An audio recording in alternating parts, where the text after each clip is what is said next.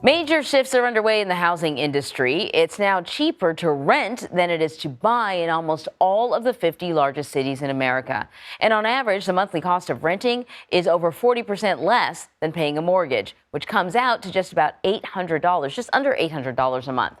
So for more on this, I want to bring in Danielle Hale. She is the chief economist at Realtor.com.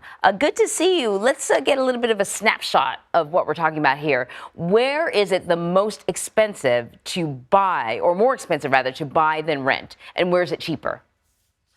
Yeah, so renters are going to save more, buyers are going to pay more in markets that have been historically very expensive. They tend to be dominated by the tech industry. So areas like Austin, San Francisco, Seattle, in the South and in the West Coast, where housing is expensive and rents are expensive, but not quite as much as housing. These are the areas where renters face the biggest savings and buyers have the most to pay extra. In fact, in Austin in particular, rent is essentially half the cost of buying a starter home in that market. So some pretty big savings there in these markets. Yeah, that is huge. And Austin's kind of a hot market. Why is this happening?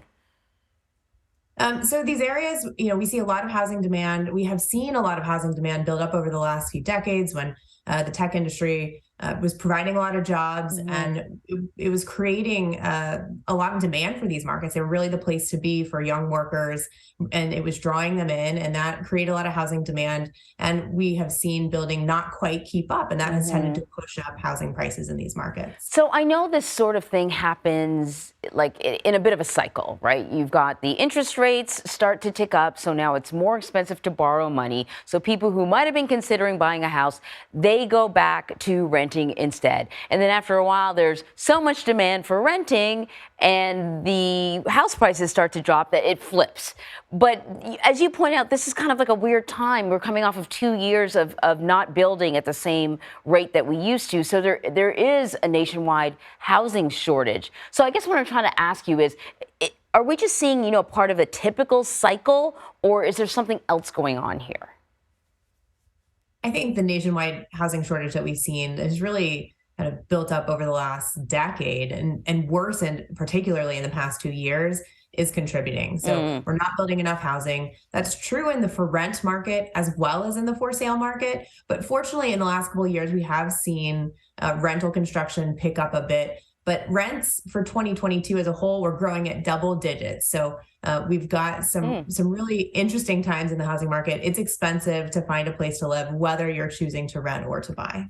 Okay, so then news you can use. When people are deciding whether to rent or buy, what are some of the factors they should consider?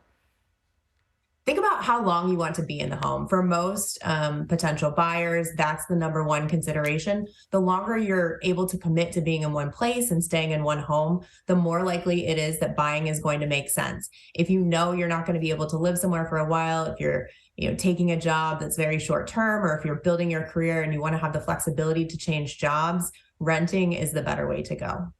Danielle Hale, thank you very much.